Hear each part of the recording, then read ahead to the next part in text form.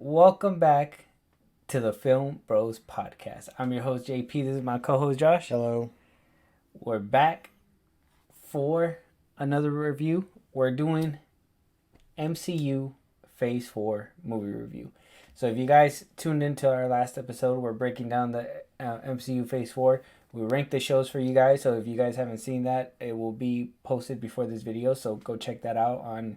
Where can they check it out at? YouTube, depending on when it goes up. Will also be, you can check us out on Apple Podcasts and Spotify at FilmBros Podcast.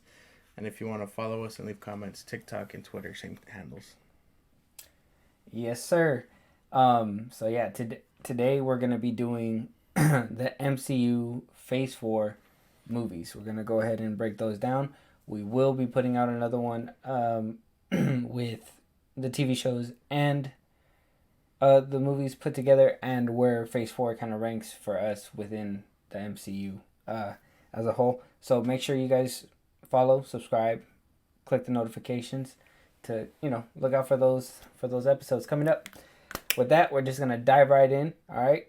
This year, or in the span of Phase 4, between 2021 and 2022, we got about 7 movies. We got more shows than we did movies, which MCU has been pumping out a lot of content. Okay, all right. So I'm gonna start from 2021. The first one released, I was Black Widow, the opening for Phase 4, directed by Kate Shortland. Rotten Tomatoes scored 79%. Got an audience score of 91%. So audience liked it a little bit better than the critics themselves. Next, we had Shang-Chi.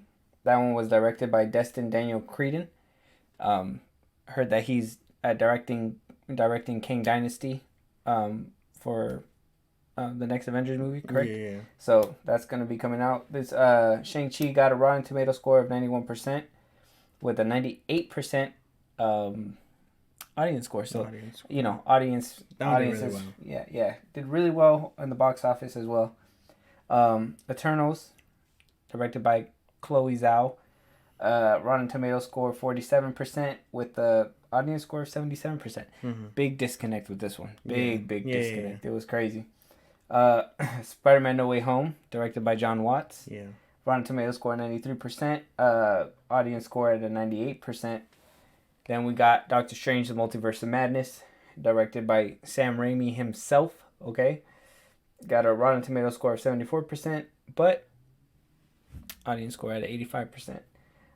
We also got Thor: Love and Thunder that came out, directed by Taika Waititi. Yep. Rotten Tomatoes score is 64%. Audience score at 77%. Mm-hmm. And Black Panther: Wakanda Forever by Ryan Coogler. Coogler. I really did. I added more letters than what was necessary. Ryan Coogler.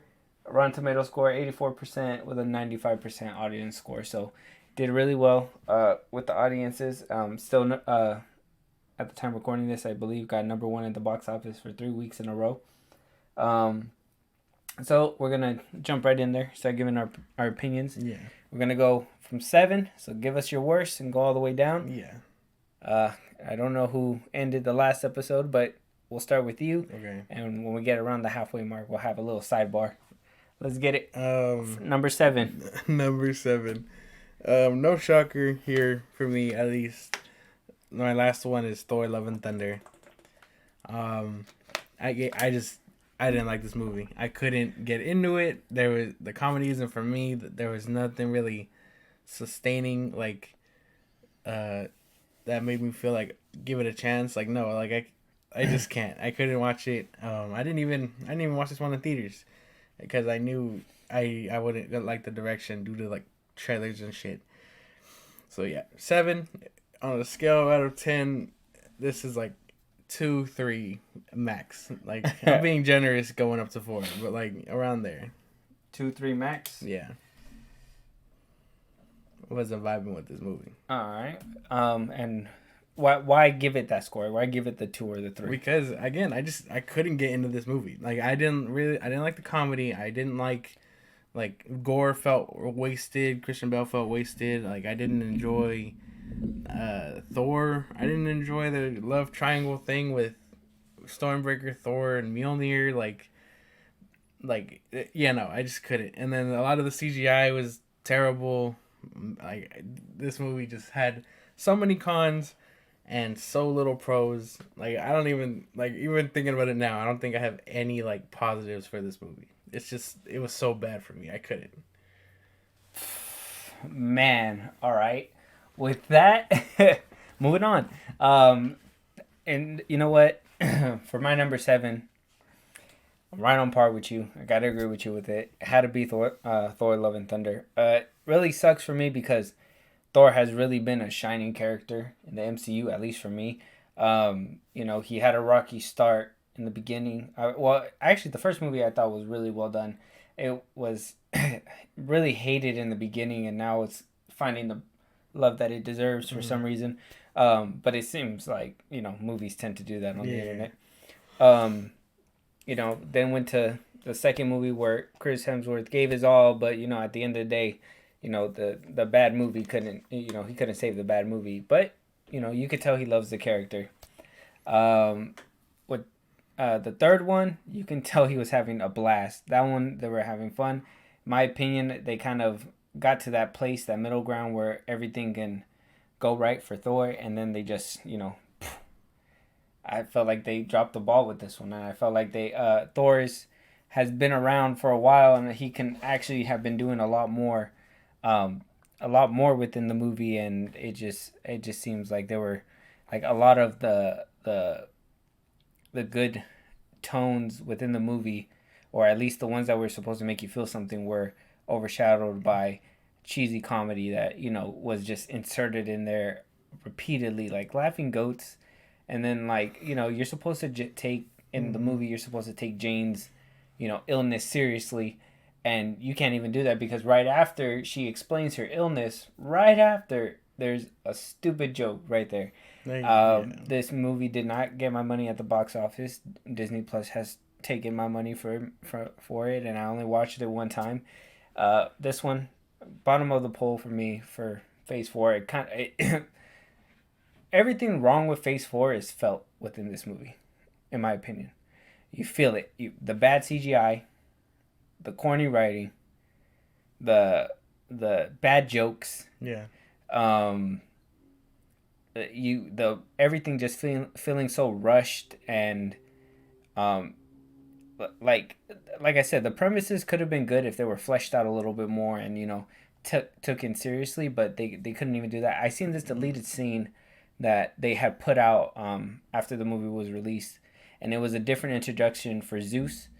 And I feel like they could have kept that one in the movie, and it would have done better for the movie than what they put in there for the movie itself. I don't know if you've seen that. Maybe you want to go check it out. I haven't seen it. We'll put a link in the description if you guys are trying to check that out. But there is one out there. But overall, this movie, I had to give it a 4. Not the best MCU entry, like I said, and you could tell that they were looking for quality over quantity when they were making this movie, and it's a shame. It's a shame. I really liked Thor's arc up. I would say it got a little shaky for me in Endgame, but now that Love and Thunder came out, it kind of made it a little bit worse for me. But yeah, man, I don't know. It is what it is. So. Anything to dispute with that one? No, this one was just it deserves. We agree. Yeah. We agree. All right, we're agreeing, y'all. Moving on to number 6. What is your number 6 pick? My number 6 pick is Black Widow. Okay. This movie wasn't too bad for me. I just felt it was really out of place. Like it came out of nowhere, straight out of the pandemic.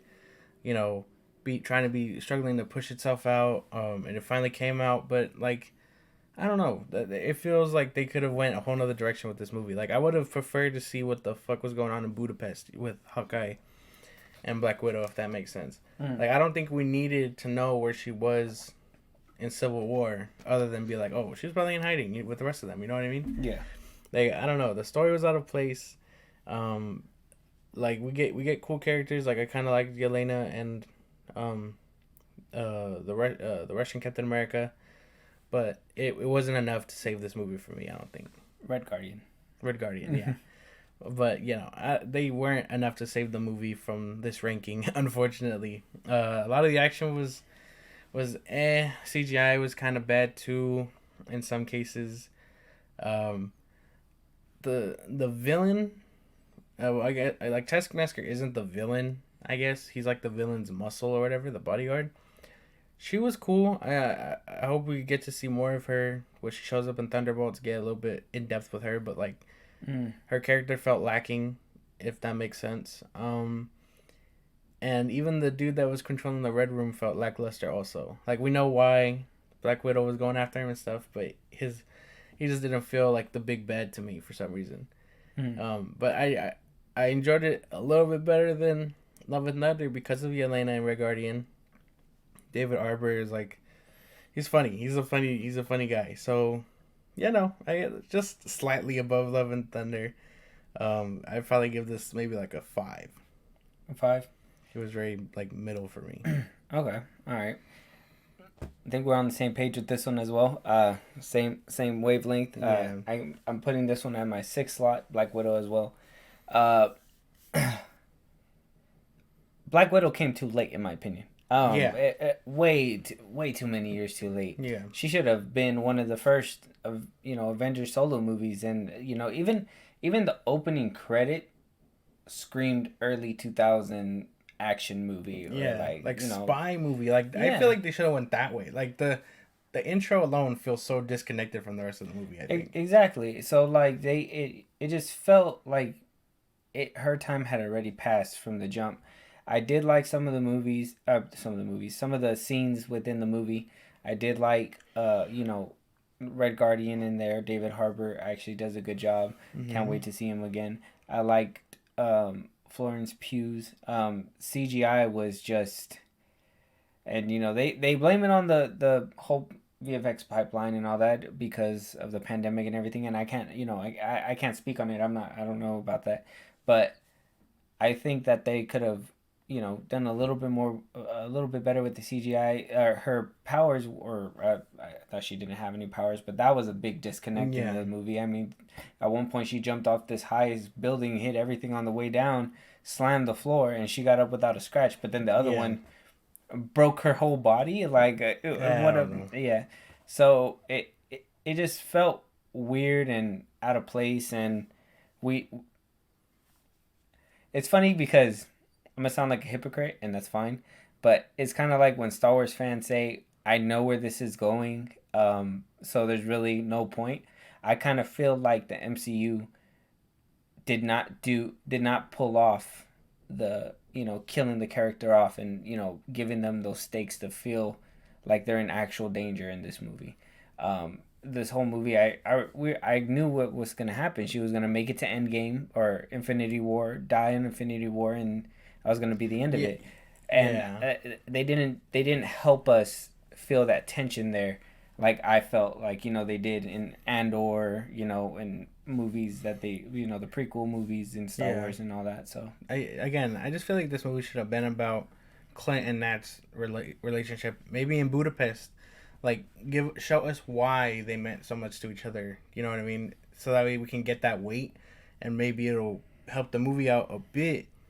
But instead, I don't know. They went this whole other direction. Again, it's not the worst, because Love and Thunder is the worst, but it's also not the best either. So it's just, I don't know, it's an average movie for me. Yeah, I also got to give it a 5. Yeah. Like I said, it had the the typical MCU problems and benefit, it being late and also still having those problems for a movie that was long overdue.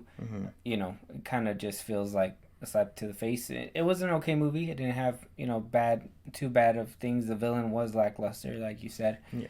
So I gotta give it a 5. And good job, Scarlett Johansson, for getting your money for for missing out on that whole the box office fiasco that happened with all that good for her. She got her money. Done deal. Who cares if your movie sucked? You got paid. All right, moving down to number 5. What's your next one in the list? Number 5, Eternals. I like this movie. I like this one better than the other two. Again, not by much because it is the fifth slot out of 7 movies, but like I enjoyed most of what was going on. Like I liked Icarus and Kango and all of them. They were really like good together on screen, and Icarus made a good villain.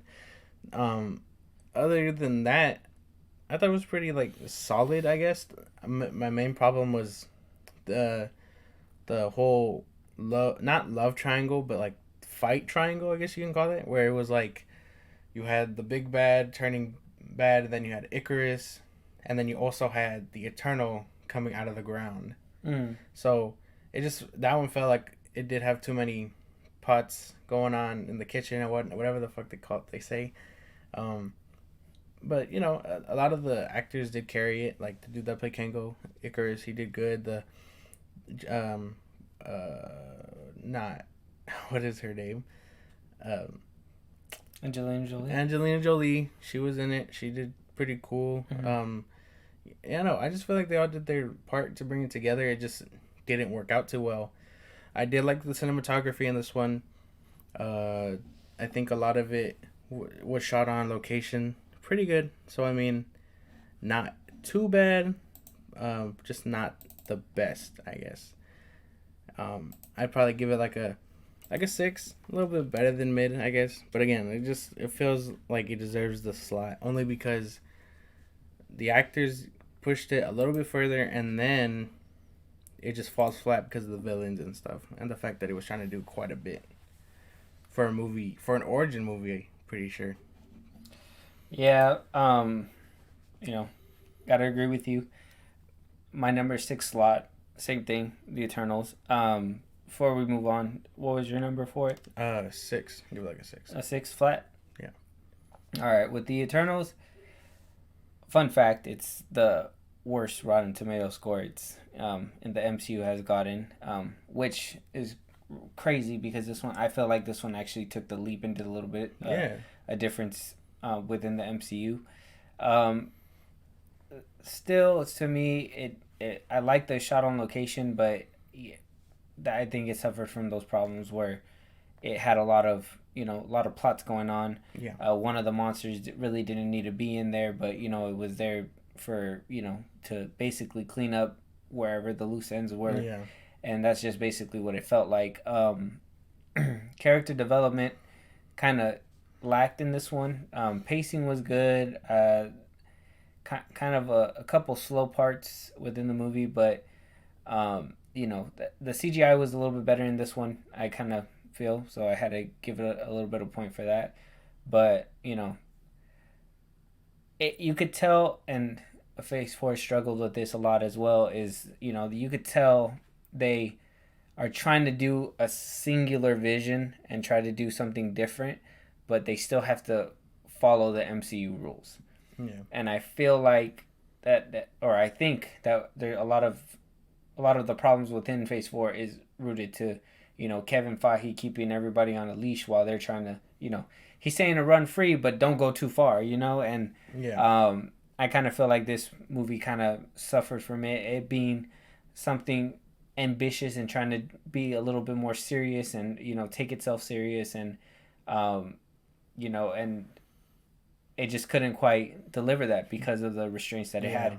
And a lot of the connectivity, the repercussions didn't really feel like repercussions because, well, I've said it before in different pods. If you guys want to go check those out, they're on YouTube.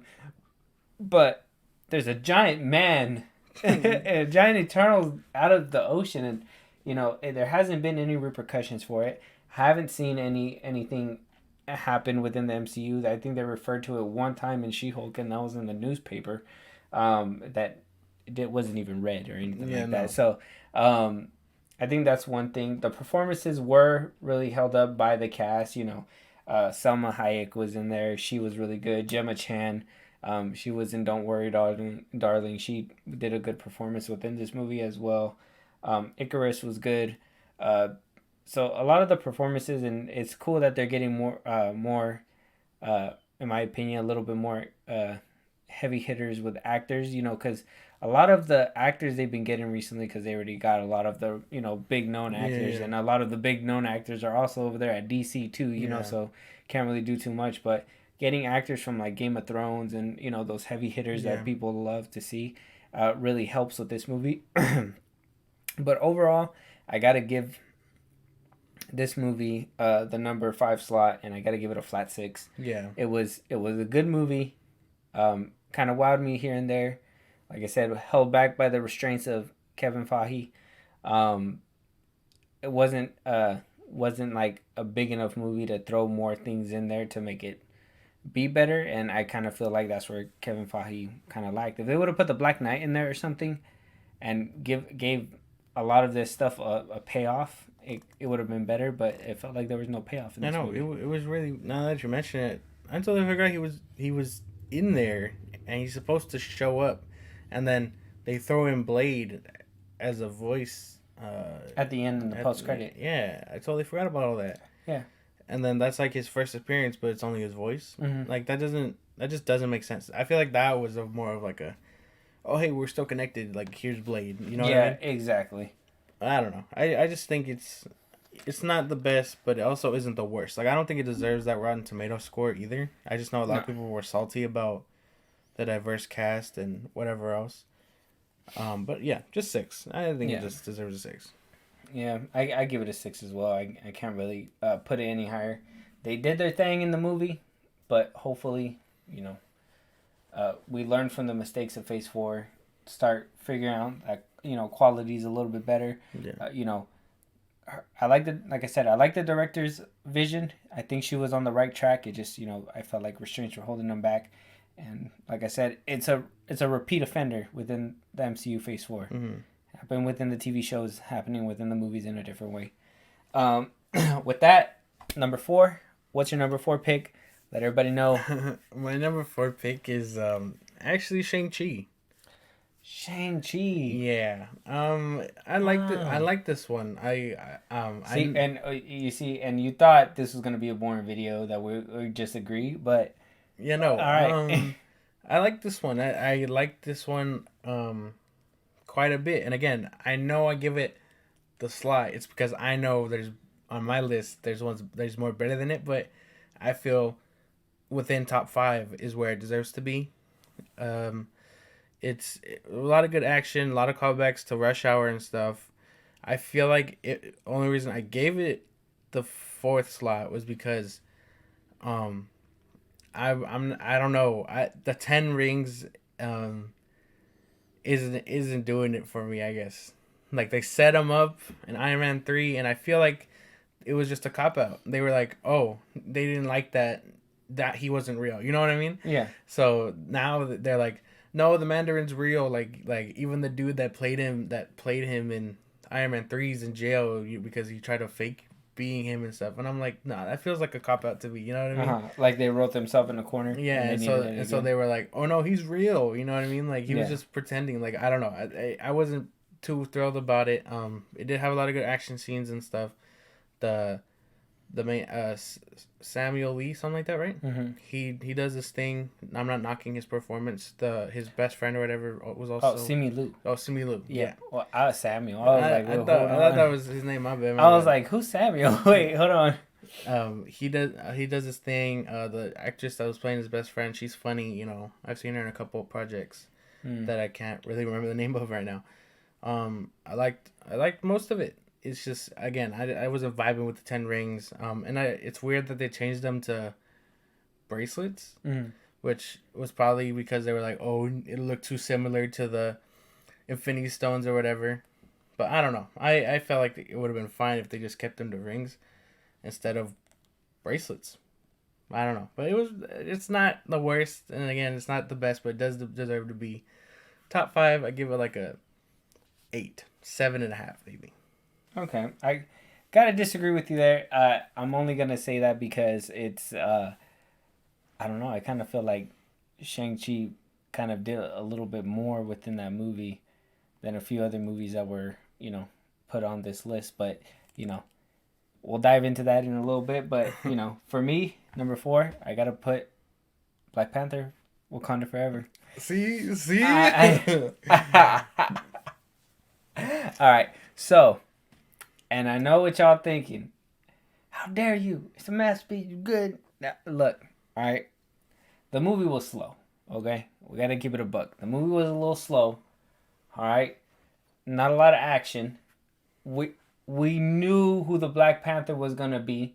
You know, I walked in there thinking it was gonna be Shuri. They didn't really hold it as a surprise within their merch, and McDonald's was selling the toys before it even came out, the movie. So like they didn't really keep it as I thought they were doing that, and it was gonna be a fake out in the movie, and it was gonna be somebody else. Spoiler alert: if you haven't seen it, it's been out for 3 weeks already. It didn't happen. Shuri's the Black Panther. Um, I kind of felt like we have a full review for Black Panther: Wakanda Forever in our YouTube. So if you guys are wanting to listen to that, go ahead. I'm gonna dive into a couple points that I brought up in that one. But in that one, I kind of felt like I was watching a bunch of side characters. There wasn't a lot to happen. Namor, even though he was the villain, you knew he wasn't gonna be the villain the whole movie. He did some bad shit, but didn't do bad enough shit to, you know, not be able to walk away from them or kill him like every other villain. I felt like Killmonger did worse shit, and he could have probably lived and had a better redemption arc than Namor. But they didn't even try to almost kill him. They, I said before, the fight scenes were lackluster. The final battle was completely bad in my opinion. There was no way. But it's fine. I still believe that they should have recasted T'Challa, and it could have probably done a little bit better for the movie as a whole. But what they did with it, it was good, but it wasn't enough for me. And I kind of felt like, CGI was a problem within this one as well, obviously. So, but where it does rank a little bit higher within the Phase 4, it's not too much for me. I'm giving it a 6.5 at my 4 slot. It was good. The little tributes within the movie really picked it up a little bit better for me, but barely, just a little bit more than Eternals. I couldn't put it any higher. It just wasn't. The movie wasn't not better. I prefer the first Black Panther. I know, like I said, I'm still judging it on its own merits and within the Phase 4 itself, but gotta give it that. Yeah. What do you think? I see you thinking of something. You gotta say something. Yeah, no, man, I don't agree with this one. No. I feel so much differently about it. Like, I didn't think it felt slow, and I enjoyed a lot of the action scenes. The final fight makes sense to me. While the CG, I'll agree with you there. Some of the CGI was hit and miss, but there was also a lot of beautiful CGI scenes. You know what I mean? Yeah. So I agree. I don't know. I don't think it deserves a 4 slot. If I'm being for real, Phase 4 wasn't it wasn't full of the heavy hitters, but it did its thing, and I feel like with what they had to work with, Chadwick Boseman's passing, RIP. I'm sorry for that. They had to keep the show going. If they were gonna keep the show going, I kind of felt like they could have just recasted him and just kept moving. But I get the respect part, and I applaud them for trying, and they did do a moving tribute for him. The opening credits where it was quiet, that was very beautiful too, and just photos of him. But beyond that, this movie didn't really have a lot of sentiment. A lot of the characters felt the same. Riri and Shuri felt the same to me. Angela Bassett's performance really stood out for me. She saved a lot of the scenes that she was in. I liked Okoye having a little bit more. It's just it wasn't enough, and there wasn't enough story, and Namor being the villain but not really didn't really help either. So they could have done better. They could have done better, and it. No, not better. Eventually, that, no. One day you're gonna look back and you're gonna be like, you know what, you were right. No, you were right. They could have done better. No, and especially if you think the first one's better. No. How much Marvel paying you? How much they paying you? They're not paying me anything. I'm doing this for free. My boy's getting paid out here. With that, let's move on to number 3. What's your number 3 slot? Come on. Top 3. My number 3 slot is Spider-Man No Way Home. Wow. Yeah. Wow. See, okay. Fun fact about my boy Josh here, as you know, obviously we're actual bros. He used to love Spider-Man. I would still have do. It hasn't changed. Okay, it hasn't changed, but I would have thought you would have put this one a little bit higher.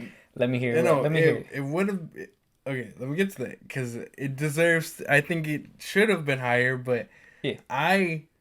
my 2 that are 1 and 2 for a reason, knock it out of the water. If I could be like, nah, these are tied for second, I would, but because we decided on our ranking system, it's not happening. So I had to give it to number 3. It isn't. It's really good. I enjoyed a lot of it.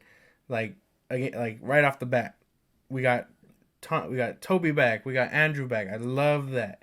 Like that those are my shit. So this was the first Spider-Man movie in the MCU where I felt like, okay, I'm vibing with Tom Holland's Spider-Man. I like seeing Doctor Strange. I like seeing the villains back. Willem Dafoe does his thing. Seeing Doc Ock come back, also really great.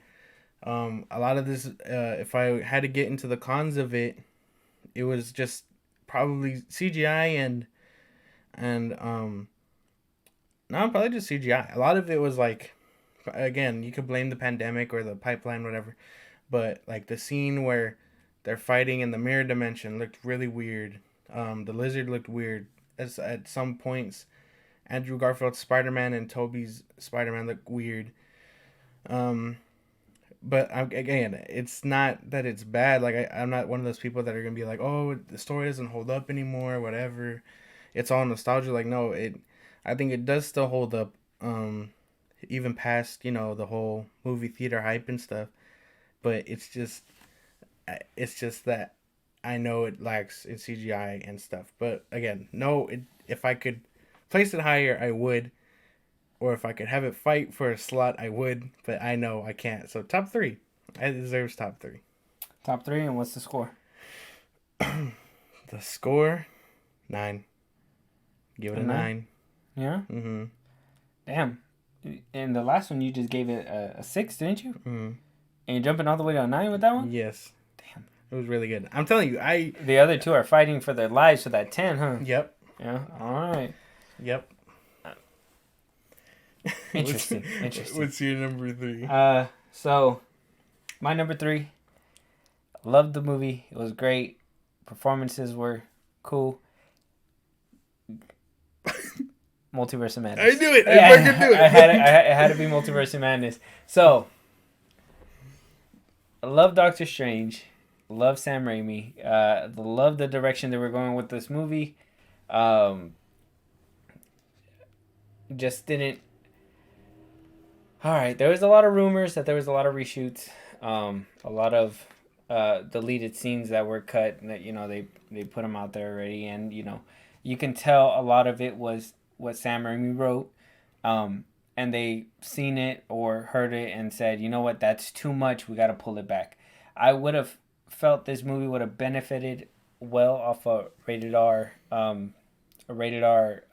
rating, but they didn't push the envelope that far, unfortunately, and a lot of the horror elements that Sam Raimi put in were effective, but yet fell flat because of jokes that Trample did and did all that afterwards, because they wanted to make it scary but not too scary. There was scenes where you could tell it went full Sam Raimi, but there were some scenes that went full MCU, and you could really feel that difference. Though I did feel for it being a horror movie within the MCU, it did appeal to me a little bit more because I'm a sucker for horror movies. I love horror movies, and Sam Raimi being attached to it, I'm a big fan of The Evil Dead.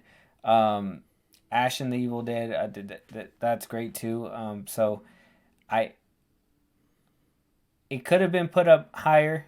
There was just CGI affects every single one of these projects in my list. I'm keeping it a buck.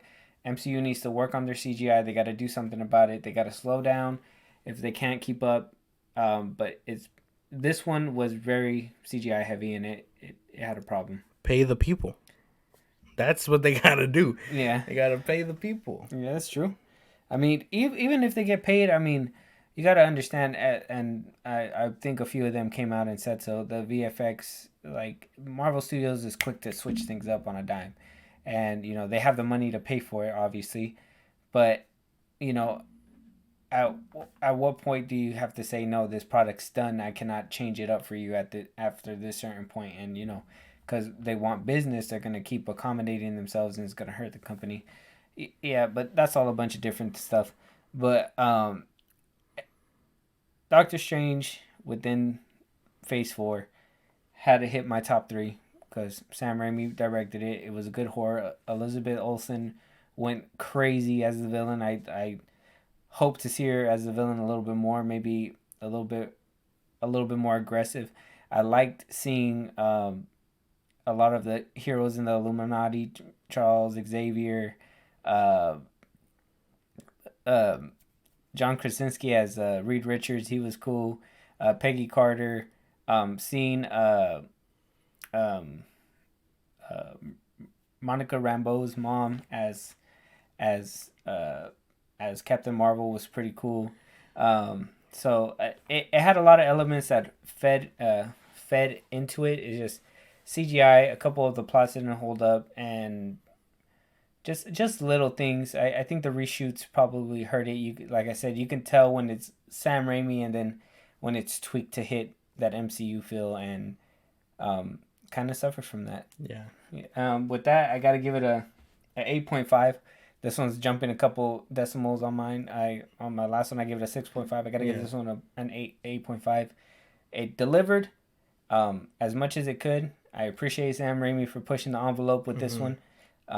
This one is a better movie out of Phase 4. Not perfect, but a lot better than what the rest did.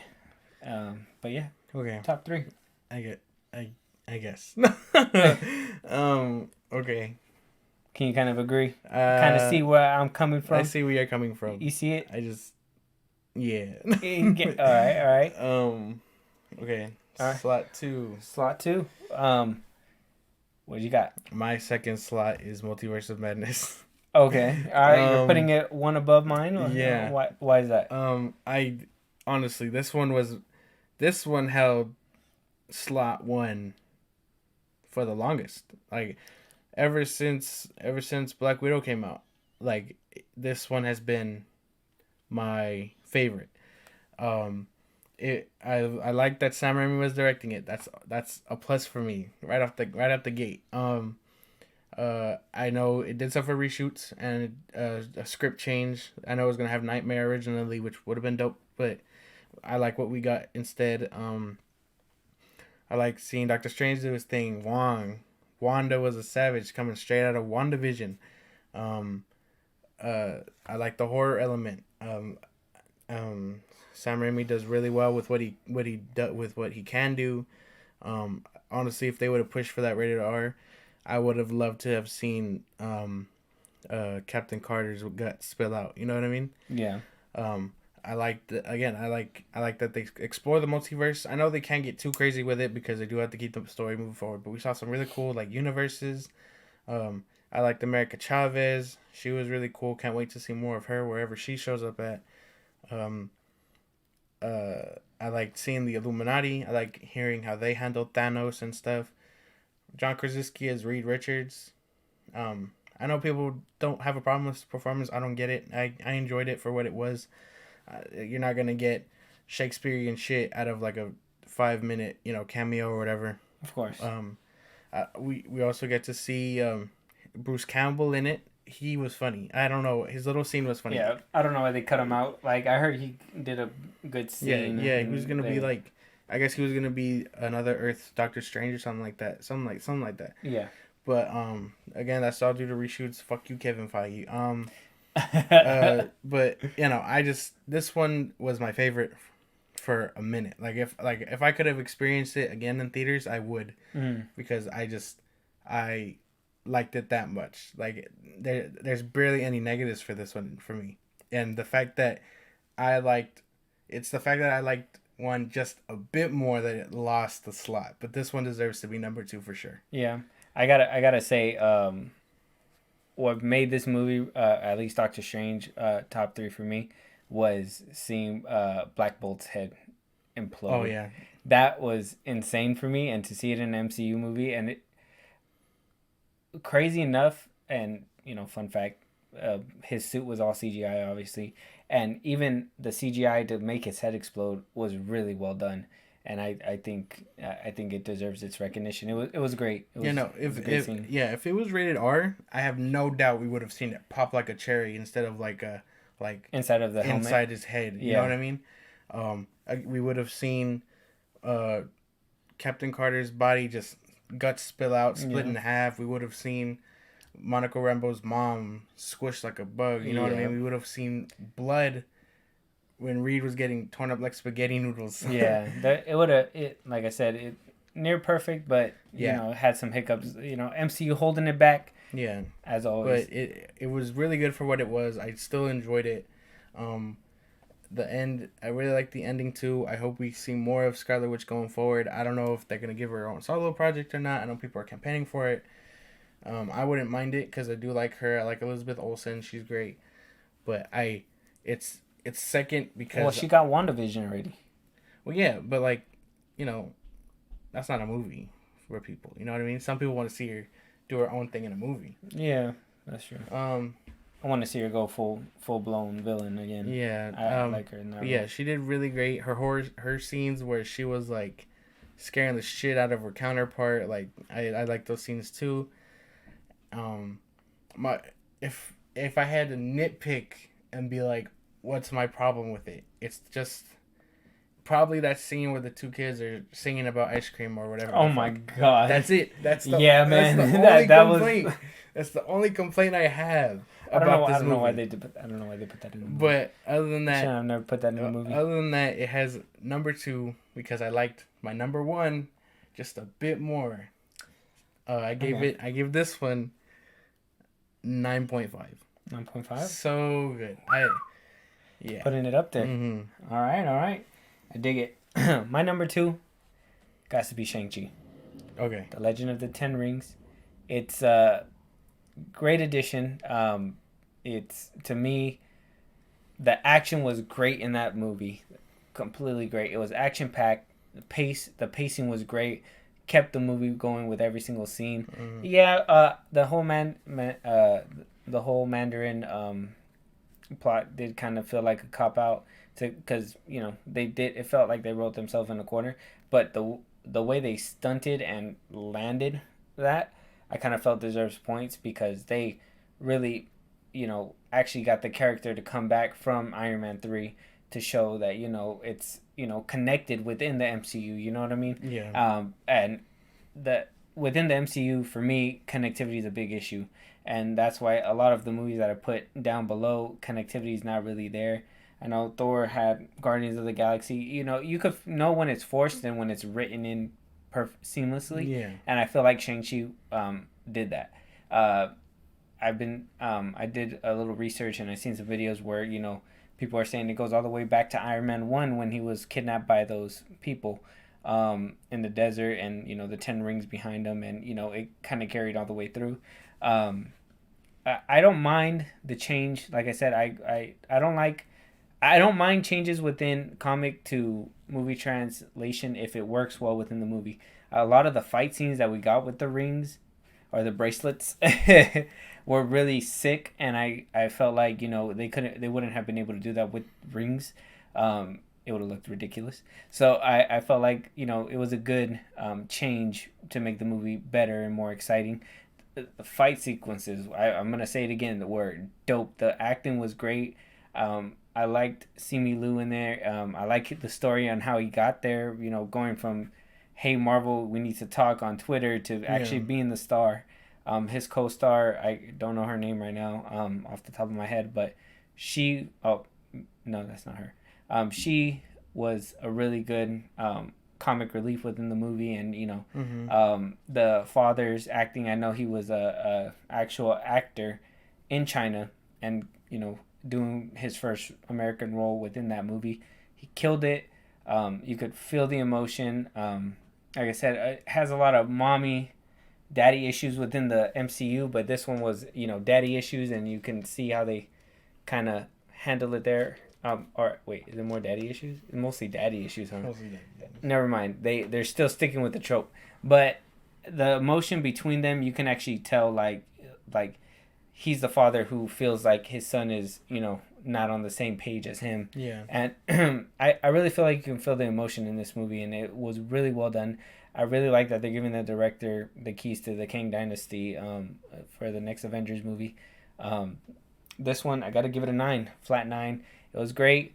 CGI held up for the most part. There was a couple scenes, but it did do a little bit better. This one kind of, only because of the CGI, it kind of fought hand in hand with my first slot, but ultimately my first slot had to take it, and I had to put this one at the second because it just couldn't outdo what the first one did. And with that, it's going to lead us into Slot the next one. Slot 1. What's your number 1? Let me know. Go ahead. My number 1 is Wakanda Forever. You're smoking crack out of a pipe. I already knew it. I knew it. No. I just really like this one. I don't know. And it was shocking to me too, because when we left the theater, I told you, it beat out Doctor Strange. And that was my number 1 forever. Like, even after No Way Home came out. Like, that's how I was kind of like, no way. You know what I mean? Mm-hmm. Like it took number 1 from No Way Home so easily, and then just Black Panther Wakanda Forever did it again.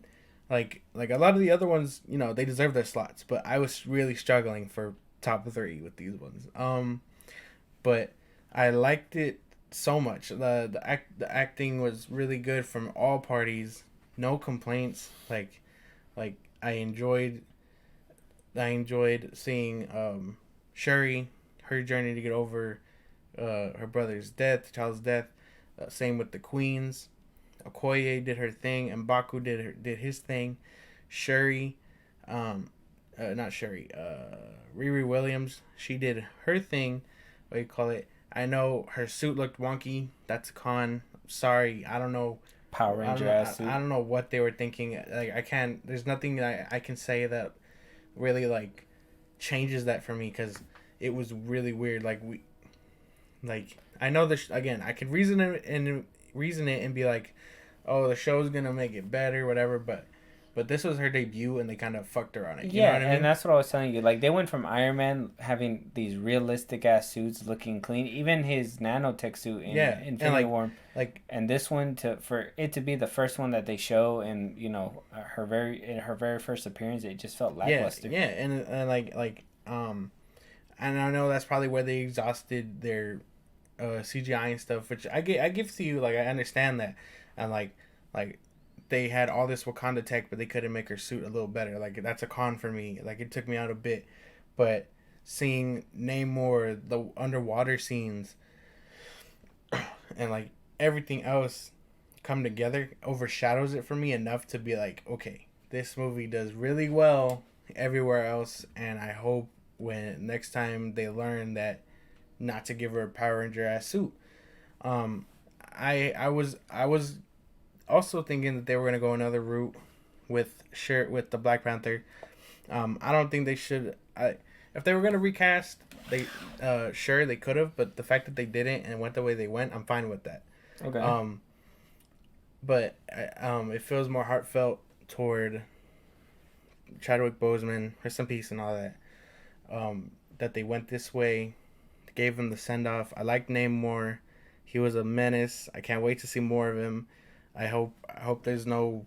I hope he shows up soon, because I don't know if he's owned by anyone else.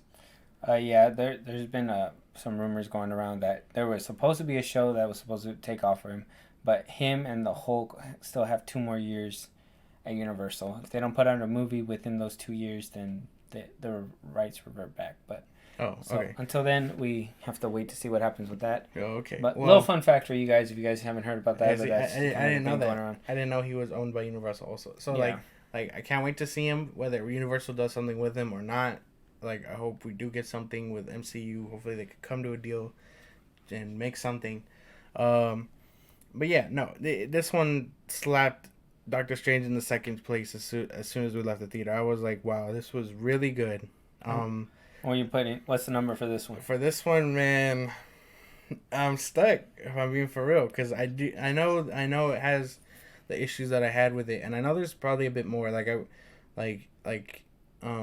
another one that I could name off the top of my head besides the whole CGI thing? Damn, I'm trying to think. Oh, the chick that they revealed was married to the white guy. What's his name?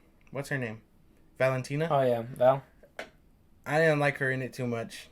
I know she was like a gag character or whatever to show that it was connected, but I feel like we could have done without her. There was no mention of her prior in the first Black Panther, or even when we meet the dude in Civil War. Like all of a sudden, I feel like they're just trying to include her because they're setting up Thunderbolts and they want her name to be out there. You know what I mean? Yeah, that's what I was saying too. Is that whole plot could have just been cut from the movie. But you know, they had and that's why I say forced connectivity does not work within the MCU, and I kind of felt like that they forced that one. And yeah, no. So number wise, I would say a 10, but because a lot of that Valentina thing is woven into the story, and Marvel. Listen, and the CGI, which Riri Williams still takes me out of it. It struggles between that 9.5 and 10, just because. And so you're gonna round up? I'm not gonna round up.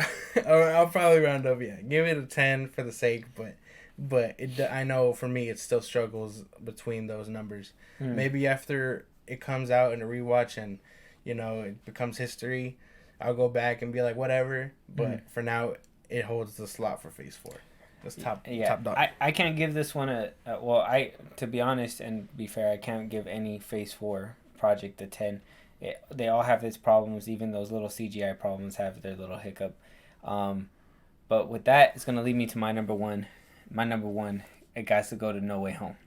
Spider-Man No Way Home. Spider-Man No Way Home. Peak. Okay? Yeah. Peak. It was a great movie.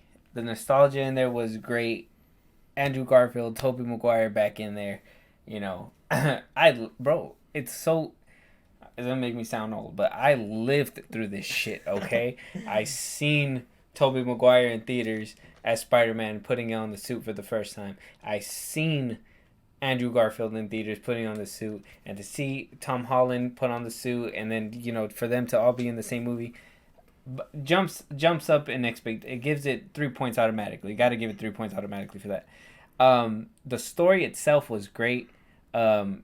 Not a lot of plot holes to be put unless you want to be really nitpicky and be like, oh, Peter could have just erased whatever, want to be super nitpicky. There wouldn't be a movie, okay? Shut up. I'm not saying it. Actually, now that you mention it, I'm sorry, I don't mean to cut you off, but I know I saw people on Twitter. I think I got into this argument with some. It's argument over. I argue on Twitter. That's what I do. If you want to, but if you want the beef, at him.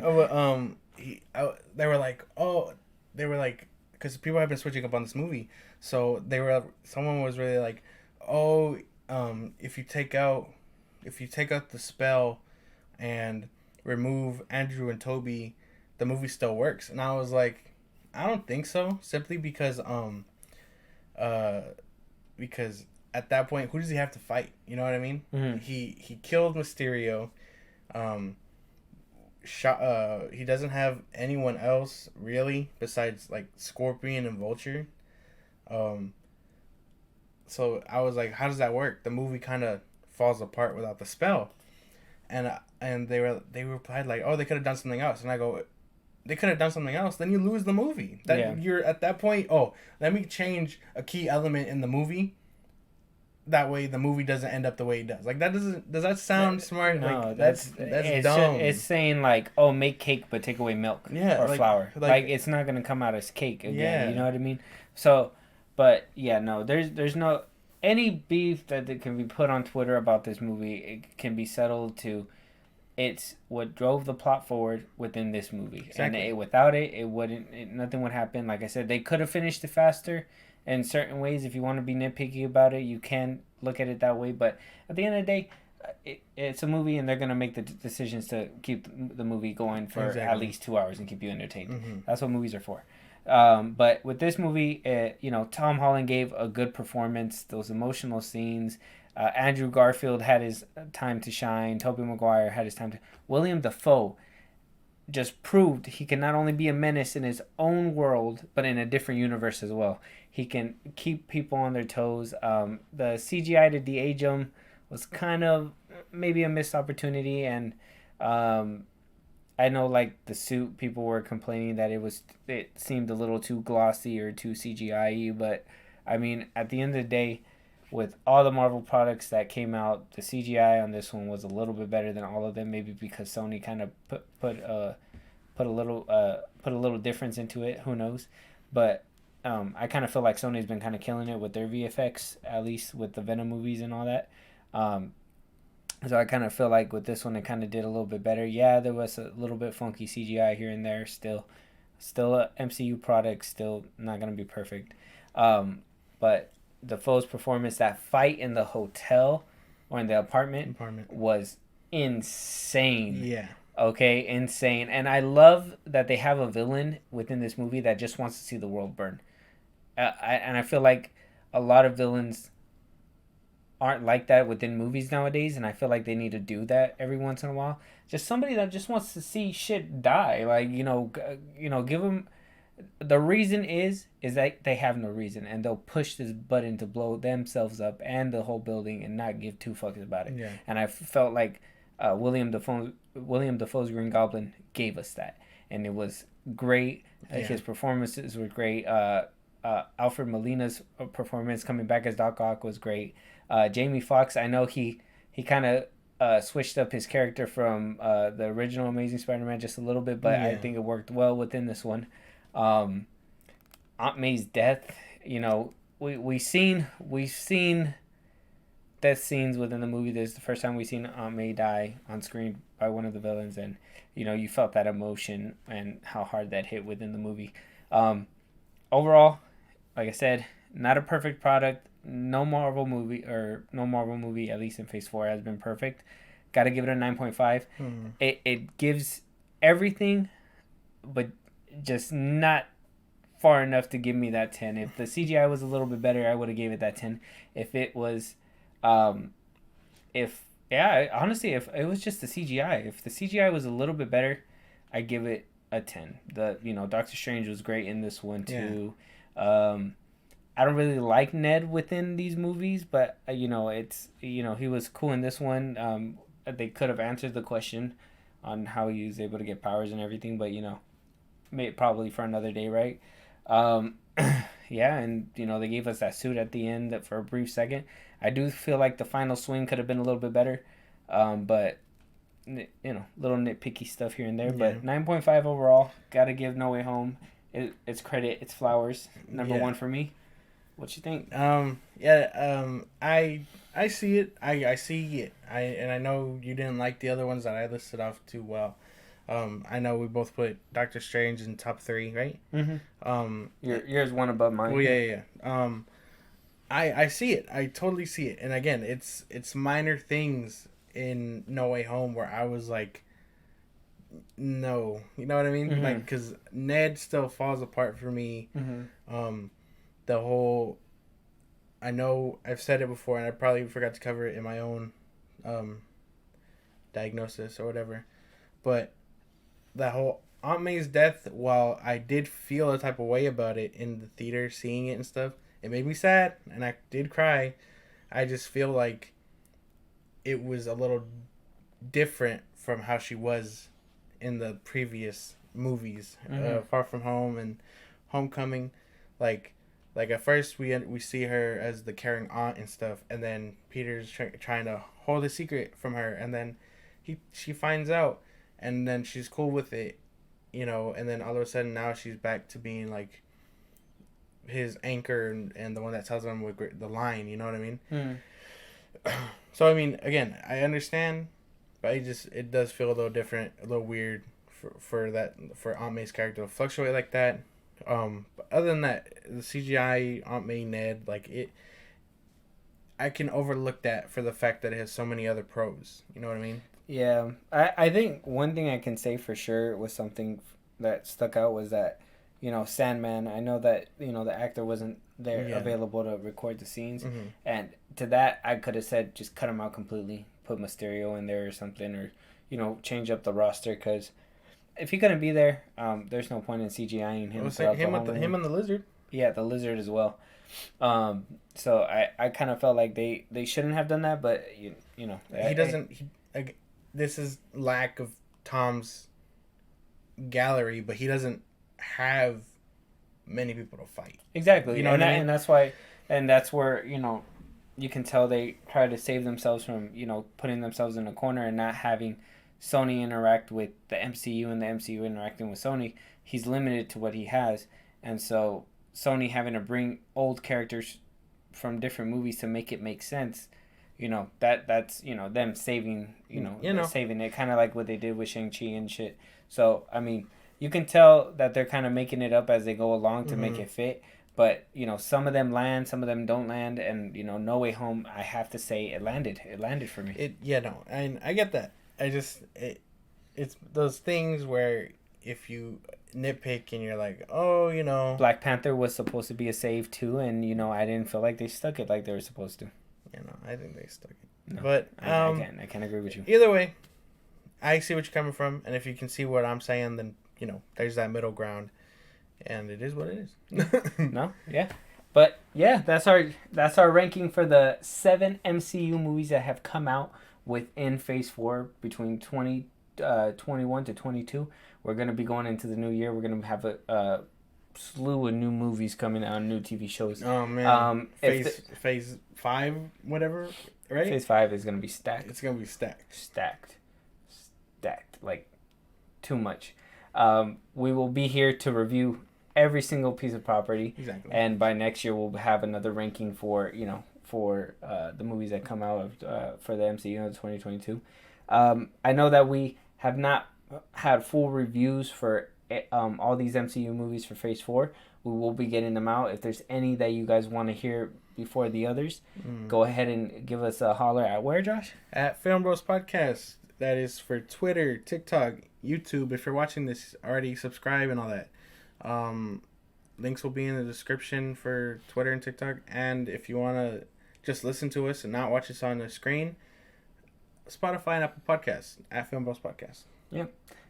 With that, if you guys while you guys are there, follow, like, subscribe. Let us know in the comments if you guys agree with our listing. If you guys don't agree with our listing, let us know what your listing is. We want to interact with y'all and give us some ideas, give us some movies to review. We're listening, and we're here to give you our honest opinion. So exactly. Yeah. With that being said, we will see you guys on the next one. Have yourselves a good one. Talk to you guys later.